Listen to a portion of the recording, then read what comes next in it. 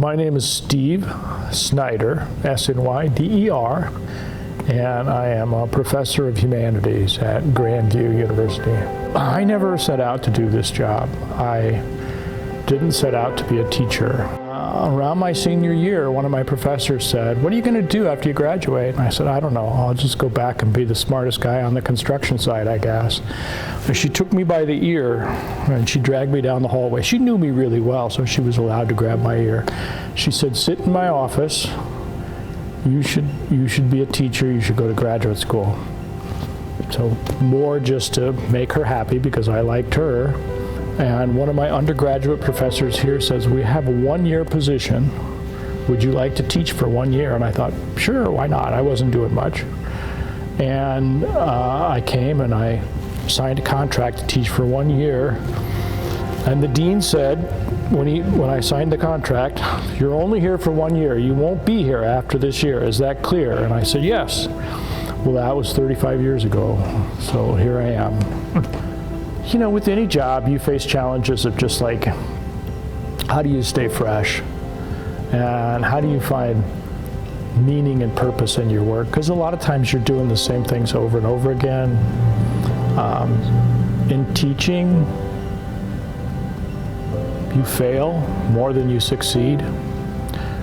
The majority of students that have passed through my classes have been singularly unaffected by the experience. It didn't change their life, it didn't change their thinking.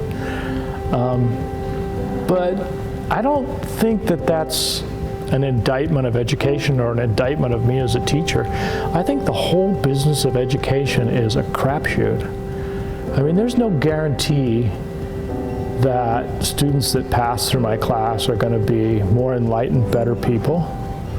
And there's no guarantee that people that take business courses are going to develop the next killer app or save the company, or that people in media are going to break the big story. The whole thing is kind of a crapshoot.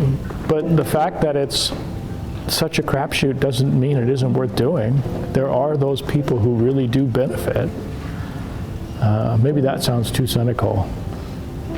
We talk a lot about vocation. Vocation being an old world, which isn't a job, it's a way of bringing your gifts and passions to needs in the world. This job has been my calling, my vocation. It's been very gratifying. It's been very fulfilling. I cannot think of anything else I would rather have done with the past 35 years of my life than to be in classrooms talking about ideas with young people. I am the luckiest person that I got to live my vocation. Somebody asked me the other day, what would you have done differently? And I thought about it, and I thought almost everything. But if I could give myself some advice, it would be to be more grateful, to tell your colleagues, tell your students, tell administrators how grateful you are for them, because gratitude is actually, having an attitude of gratitude is actually one of the few things you can do to make yourself more content in life. And there were so many people who have passed through Grandview, and I didn't take the time to tell them how thankful I was that I got to share some part of the journey with them. None of you folks have taken my first year seminar, but my first year seminar, you hear this all the time in that class. And that is that education is about growth. It is not about grades. It's about the growth of your potential. It might be the growth in your skill. It might be in your insight into yourself. It might be in determining which path you need to follow in life or which moral commitments you need to be willing to sacrifice for. But it's about growth. It is not about grades. Teaching has taught me humility.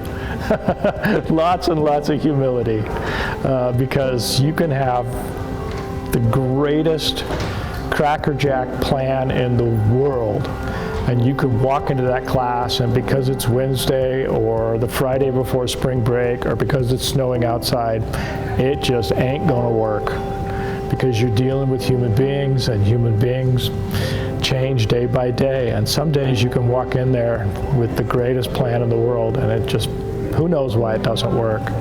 So it keeps you humble.